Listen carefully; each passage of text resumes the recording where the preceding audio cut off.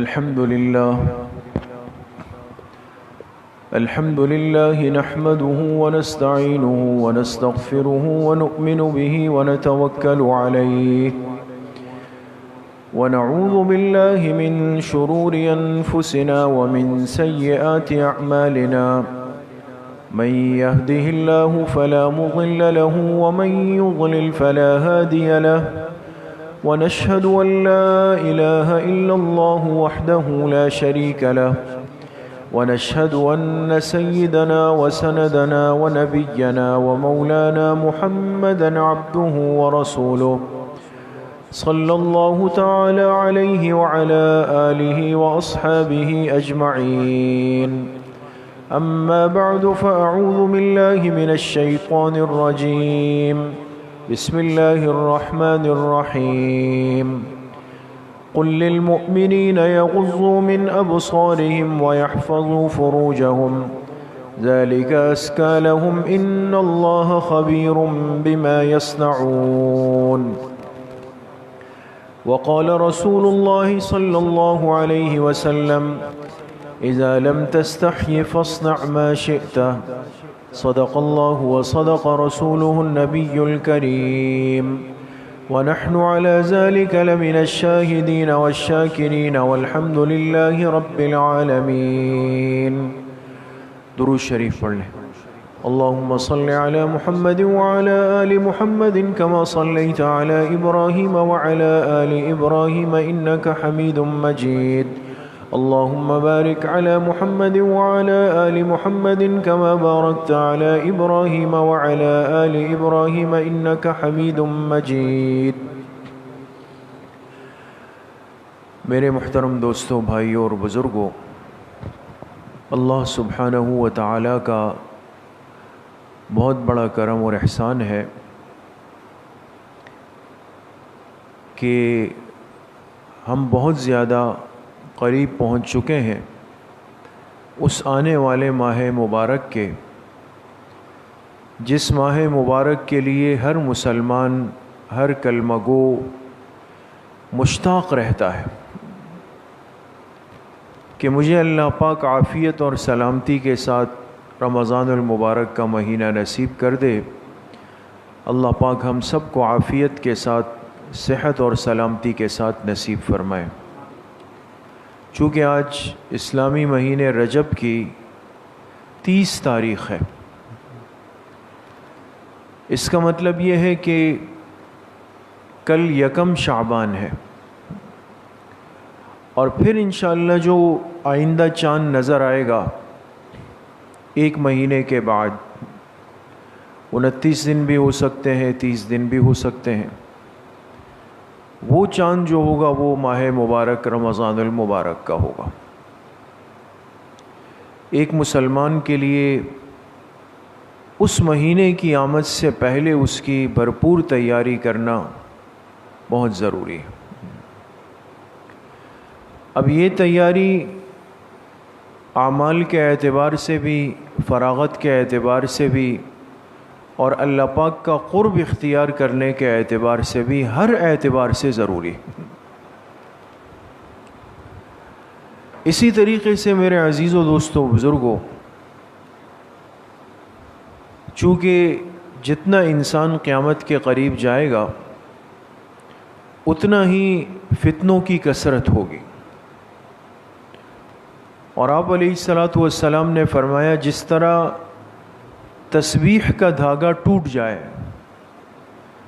جو تسبیح ہوتی ہے، تسبیح کے دانے ہوتے ہیں، آپ نے اگر کبھی غور کیا ہو کہ اچانک یہ تسبیح کا دھاگا ٹوٹ جائے تو یہ دانے اتنی تیزی سے نکلتے ہیں کہ محسوس بھی نہیں ہوتے، بہت تیزی کے ساتھ ایک لکیر بنا کر ہاتھ سے نکل جاتے ہیں. آپ علیہ السلام نے قرب قیامت کے فتنوں کو سمجھانے کے لیے کہ اس وقت فتنوں کی کثرت اتنی زیادہ اور اتنی اچانک اور اتنی مسلسل ہوگی زیادہ بھی ہوگی، اچانک بھی ہوگی، مسلسل بھی ہوگی، کہ جس طرح تسبیح کے دانے ایک کے بعد ایک کر کے گرتے ہیں، یہ فتنے اس امت پر اس انداز سے ٹوٹ پڑیں گے۔ انسان ایک کے بارے میں سوچ رہا ہوگا کہ بھئی اس کا کیا مطلب ہے، اس سے کیسے بچنا ہے، اس کی حفاظت کا طریقہ کیا ہے، اور اس بیچ میں دوسرا فتنہ آ کے اس کے سر سے ٹکرا جائے گا۔ اس لیے میرے محترم دوستوں، بھائیوں اور بزرگوں، آج ہم فتنوں کے اس ماحول کے بیچ سے گزر رہے ہیں، اس درمیان سے ہمارا سفر ہو رہا ہے، اور ایسے موقع پہ اپنی حفاظت کا طریقہ کیا ہے، ایک صاحب ایمان اپنے ایمان کو کیسے بچائے گا، ہم اپنی حفاظت کیسے کریں گے، وہ بھی آپ علیہ الصلوۃ والسلام نے بیان فرمائی، اور اس کو بھی ایک مثال دے کے کہ امت پر اتنی شفقت ہے، کہیں ایسا نہ ہو کہ سمجھانے میں یہ سمجھ نہ پائے، بالکل قیامت تک آنے والے ایک کمزور ذہن کے انسان کی صلاحیت کے اعتبار سے آپ علیہ الصلوۃ والسلام نے مثال ارشاد فرمایا ایک راستہ ہے، اور اس راستے کے دائیں بائیں دروازے بنے ہوئے، اور ان دروازوں کے اوپر پردے لٹکے ہوئے، اور ایک شخص اس راستے پہ سفر شروع کر رہا ہے، اور اس راستے کے اس کنارے پر جہاں ہمیں پہنچنا ہے، وہاں ایک شخص کھڑا ہے، ایک داعی کھڑا ہے، جو اس چلنے والے سے پکار پکار کے کہتا ہے کہ اس راستے پہ سیدھا چلے آؤ، سیدھا آؤ، دائیں بائیں جتنے دروازے بنے ہیں کسی دروازے کا پردہ مت اٹھانا۔ اب سمجھ رہے بات کو؟ دائیں بائیں جتنے دروازے ہیں اور دروازوں پہ جو پردے لٹک رہے ہیں، فرمایا ان پردوں کو مت اٹھانا، اگر تم نے احتیاط کی، بات کو مان لیا تو مجھ تک پہنچ جاؤ گے، اور جس نے بات نہیں مانی اور ان دروازوں پر پڑے ہوئے پردوں کو ہٹایا اور اس کو دیکھنے کی کوشش کی کہ اندر کیا ہے، تو فرمائے کہ وہ مجھ تک نہیں پہنچ سکے گا اور وہ ہلاکت کے گھڑے میں جا کے گر جائے گا۔ یہ ایک سادہ مثال دی، یہ بات ارشاد فرما کہ آپ علیہ الصلوۃ والسلام نے فرمایا کہ یہ جو راستہ ہے یہ ہدایت کا راستہ ہے جو جنت تک جا رہا ہے، اور جو راستے کے کنارے پر کھڑا ہوا داعی ہے وہ میں ہوں، جو تم سے کہہ رہا ہوں کہ ان پردوں کو مت ہٹانا، اور یہ جو دروازے ہیں یہ دروازے فتنوں کے ہیں، ان دروازوں کے پیچھے فتنے پڑے ہوئے، اور اس کے اوپر جو پردہ ہے یہ اللہ پاک نے اس فتنوں سے ایک حجاب رکھا ہوا ہے، جو اس حجاب سے چھیڑ چھاڑ نہیں کرے گا وہ فتنوں سے بچ کے چلا جائے گا، لیکن جس نے اس پردے کو ہٹایا، فتنوں میں جھانک لیا، وہ جا کے ان فتنوں میں گر پڑے گا، جہنم کا شکار ہو جائے۔ بہت آسان مثال دی آپ علیہ السلام، اس لیے عرض کیا کہ اس وقت جو ہماری زندگی ہے یہ ہم فتنوں کے مابین گزر رہے ہیں دوستو، فتنوں کے درمیان سے جا رہے ہیں ہم لوگ، دائیں بائیں ہر طرف عجیب و غریب فتنے عجیب و غریب شکلوں میں انداز میں موجود ہیں،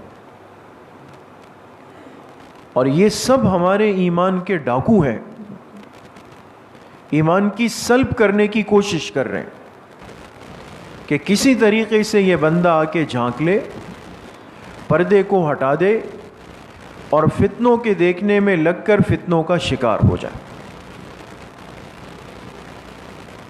اس لیے دائیں بائیں ہونا، دائیں بائیں دیکھنا، دائیں بائیں کی چیزوں کو سمجھنے کی، اس پر عمل کرنے کی کوشش کرنا، یہ اس دور کا سب سے بڑا فتنہ ہے دوست۔ راہ ہدایت وہی ہے، طریق نجات وہی ہے دوستو، جو جناب نبی کریم صلی اللہ علیہ وسلم امت کو دے کے چلے گئے۔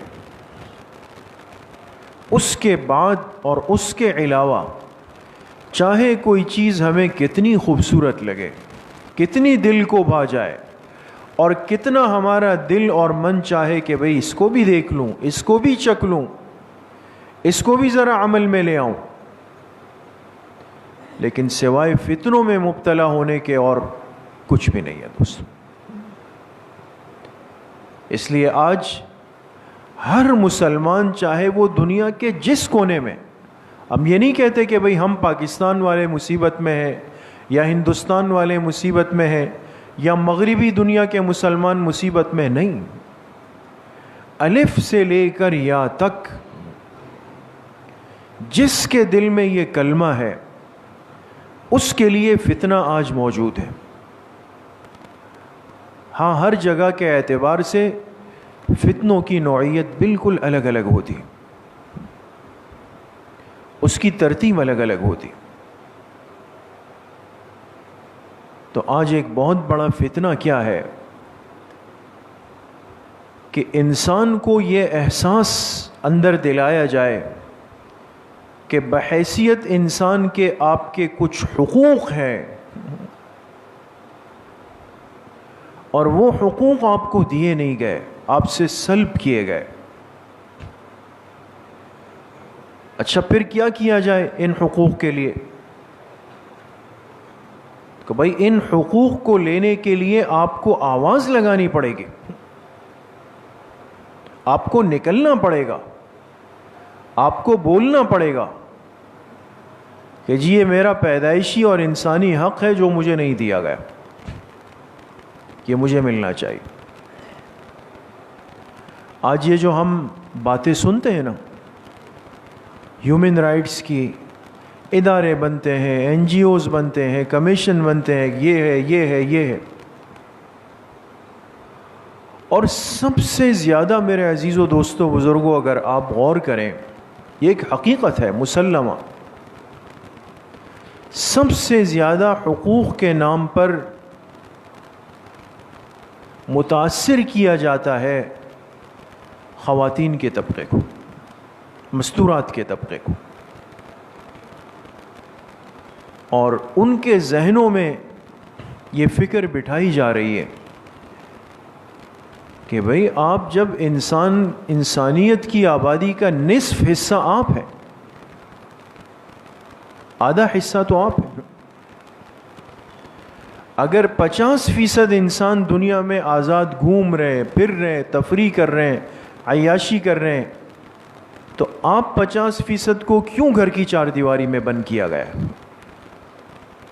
آپ کے حقوق ہیں اور وہ آپ کو ملنے چاہیے، اور اس کے لیے آپ کو نکلنا پڑے گا، بولنا پڑے گا، آواز اور نعرہ لگانا پڑے گا۔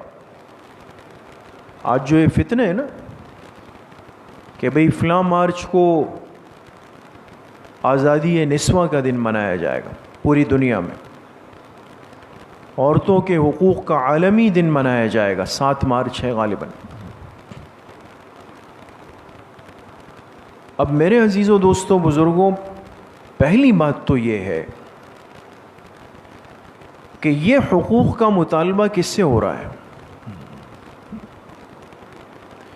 بھئی ایک آدمی کھڑے ہو کر کہے کہ جی مجھ سے میرا حق چھینا گیا، کس نے لیا؟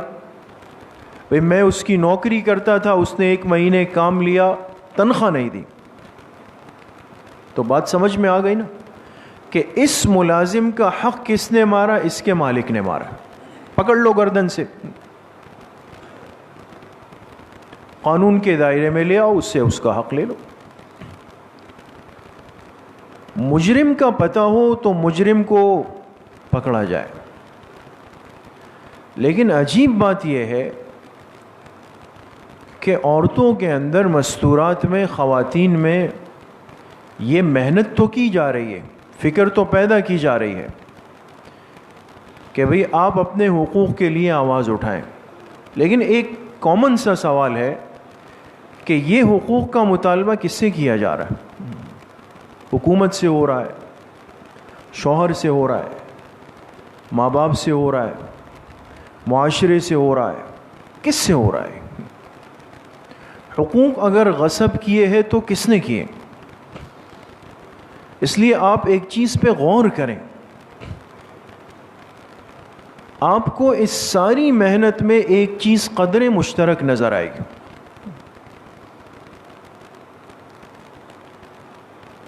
کہ اس عورت کو یہ سکھا دیا گیا ہے کہ وہ رشتے جو آپ کو آپ کے دین اسلام کی وجہ سے ملا ہے، غور کیجئے گا دوستو، وہ رشتہ جو آپ کو آپ کے دین اسلام کی وجہ سے ملا ہے وہ آپ کے حقوق میں رکاوٹ ہے۔ اور دین اسلام کی وجہ سے جو رشتہ ملتا ہے دوستو، وہ نکاح کا رشتہ ہے، وہ شوہر کا رشتہ ہے، میاں بیوی کا رشتہ ہے، انسانیت کا رشتہ ہے۔ لفظ حقوق کے پیچھے بے حیائی کا عنصر پوشیدہ ہے،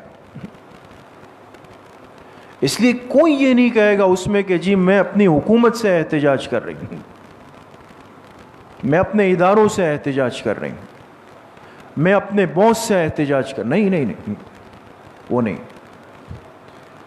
یہ جو غلیظ اور آلودہ باتیں آپ اس میں دیکھیں، کیا ہے کہ شوہر یہ ہے، بھائی یہ ہے، بیٹا یہ ہے، سسر یہ ہے، ایسا ہے یا نہیں ہے دوست؟ کہ گویا اس سارے حقوق سلب اس وقت ہوئے کہ آپ کو نکاح کے رشتے میں باندھ دیا گیا، شوہر نے آپ کو گھر میں بٹھا دیا، شوہر سے پہلے ماں باپ نے آپ کو گھر میں بٹھا دیا، ماں باپ کے بعد آپ کے بھائیوں نے آپ کو گھر میں بٹھا دیا، شادی کے بعد آپ کو ساس سسر کی خدمت میں بٹھا دیا گیا۔ آپ اگر ایک سرکل دیکھیں نا پورا، تو یہ سب فکر جو ہے وہ ایک اسلام کا جو خاندانی نظام ہے، ایک فیملی سسٹم جس کو کہتے ہیں، وہ نشانے پر ہے دوستو، وہ نشانے پر آیا۔ اور چونکہ جو لوگ یہ فکر اور محنت کر رہے ہیں، جو باطل، ان کی زندگی تو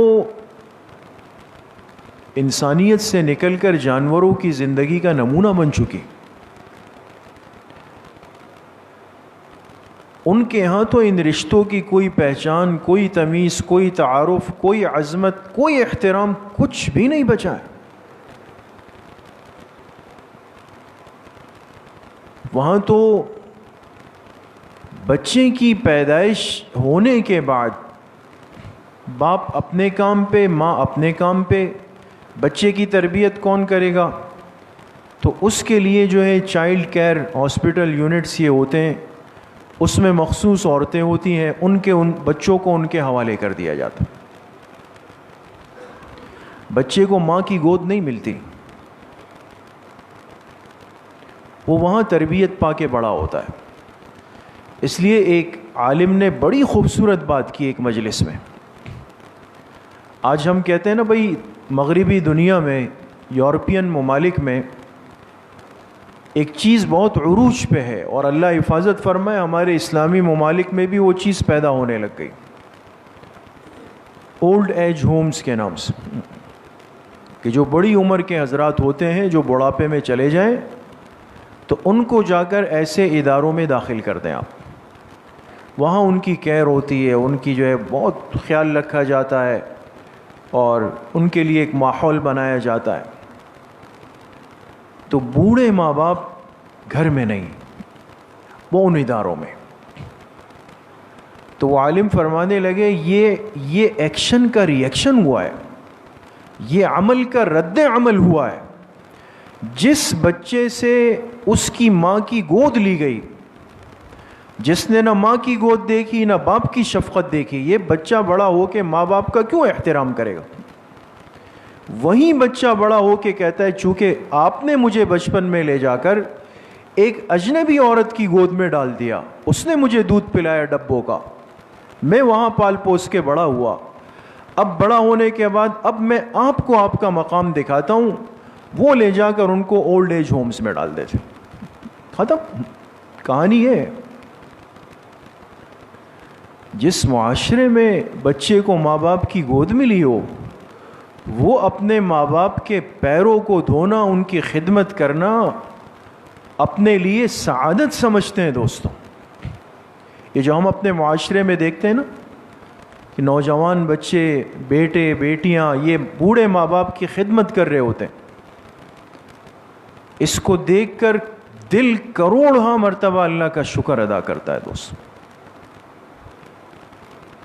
یہ معمولی نعمت نہیں ہے دوستوں، یہ بہت بڑی نعمت ہے. اس دن ہم ایک مجلس میں گئے، ہمارے ایک بزرگ کچھ عرصہ پہلے وہ فالج کی وجہ سے متاثر ہو گئے، ان کا سیدھا ہاتھ. تو جب کھانے کا وقت ہوا تو کھانا لگا دیا گیا. اب حضرت کے لیے نوالا توڑنا، بنانا، منہ میں رکھنا یہ سب مشکل ہے. تو ہم نے کیا دیکھا کہ ان کے جو بڑے صاحبزادے وہ بھی بڑے عالم ہیں ماشاءاللہ، وہ باقاعدہ بیٹھ گئے، چادر جو ہے وہ حضرت کے کپڑوں پہ بچھا دی پوری، پھر روٹی کا ایک ایک نوالا توڑ کر بنا کر وہ حضرت کو کھلا رہا، پورا کھانا ان کو کھلایا. وہ فارغ ہوئے، پھر بیٹے نے کھانا کھایا. یہ چیز دوستو یہ آپ سے چھین لی جائے گی اور کچھ بھی نہیں. آج جو یہ بے ادبی اور بدتمیزی کا مزاج اور ماحول بن رہا ہے، اس کے پیچھے ساری یہ فکر چل رہی ہے. دوستو، ہمیں قدر نہیں ہے آج ان رشتوں کی، جو خوبصورت رشتے اللہ پاک نے اس مبارک دین کی برکت سے اور جناب نبی کریم صلی اللہ علیہ وسلم کی برکت سے ہمیں عطا فرمائے. کہ بوڑھے ماں باپ کو، بڑوں کو آج گھروں کی برکت سمجھا جاتا ہے، اور برکت ہوتی ہے دوستو. ان کی خدمت سعادت ہوتی ہے، ان کی خدمت جنت میں داخلے کا سبب ہوتی ہے. دوستو، اس کو کبھی بوجھ نہ لیں.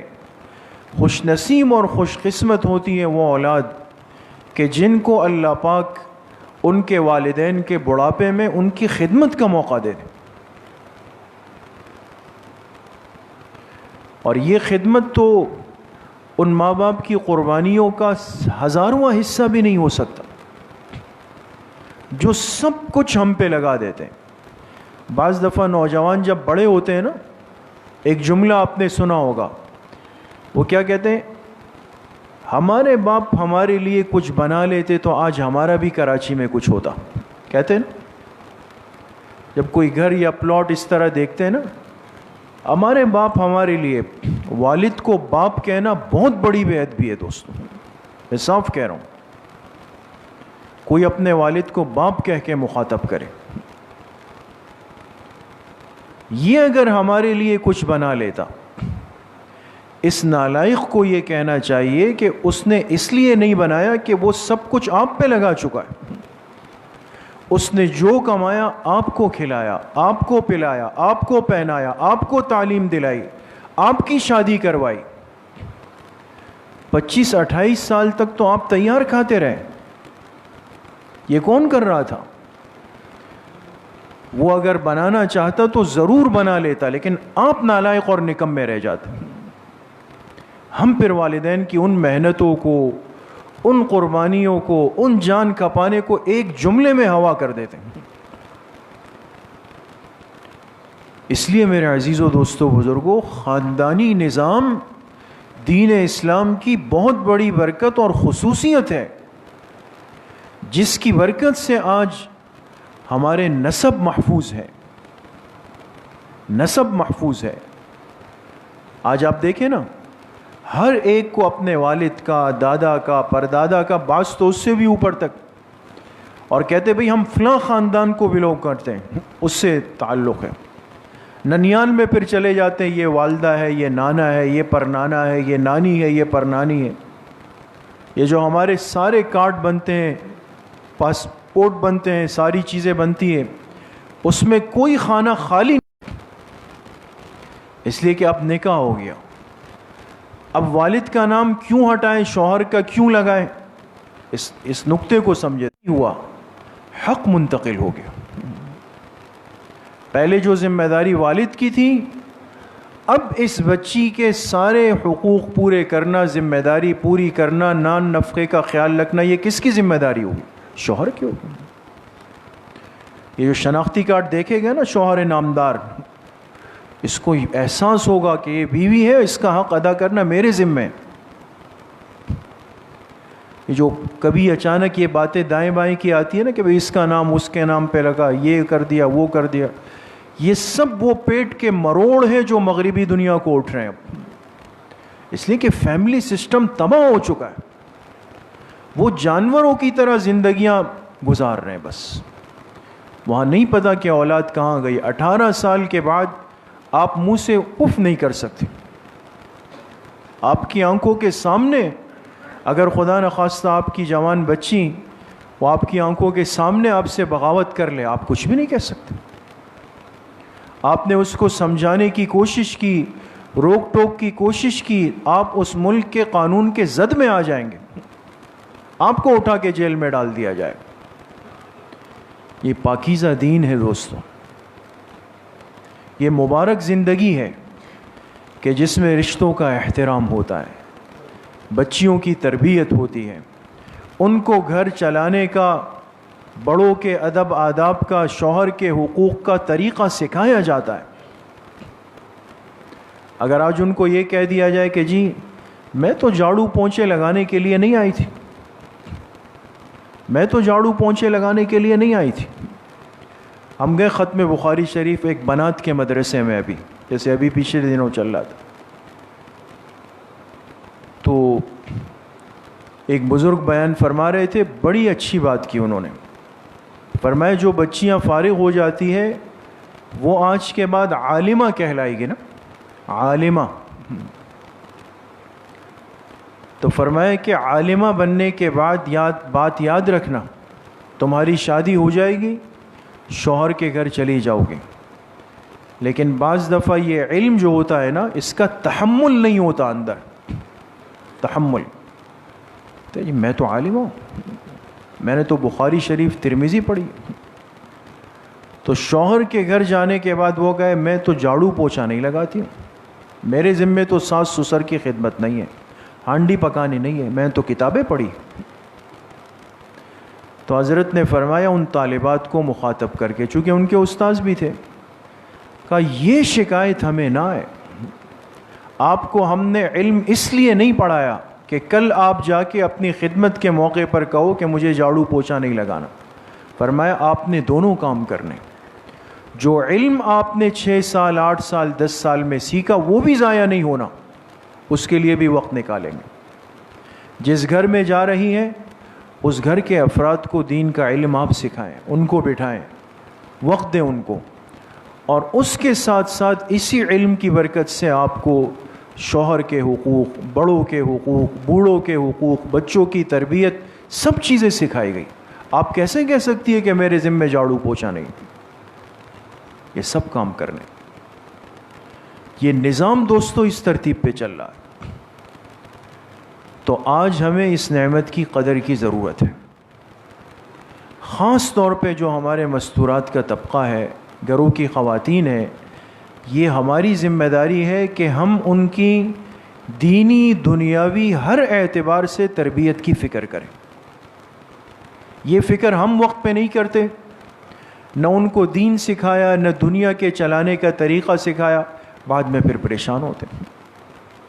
تو آج یہ فتنے امت کی طرف متوجہ، اس لیے ان فتنوں سے بچنے کے لیے بہت ضروری ہے کہ ہم دینی ماحول کو اختیار کریں، اپنے لیے بھی، اپنے گھروں کی مستورات کے لیے بھی، اپنی بچیوں کے لیے بھی، اپنے بچوں کے لیے بھی۔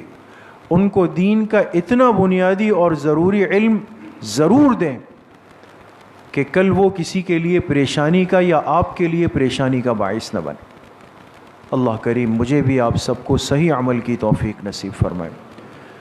الحمدللہ رب العالمین والصلاة والسلام علی سید الانبیاء والمرسلین سیدنا و مولانا محمد وآلہ واصحابہ اجمعین۔ یا اللہ یا ارحم الراحمین، ہمارے صغیرہ کبیرہ ظاہراً باطناً ہر طرح کے گناہوں کو معاف فرما دے۔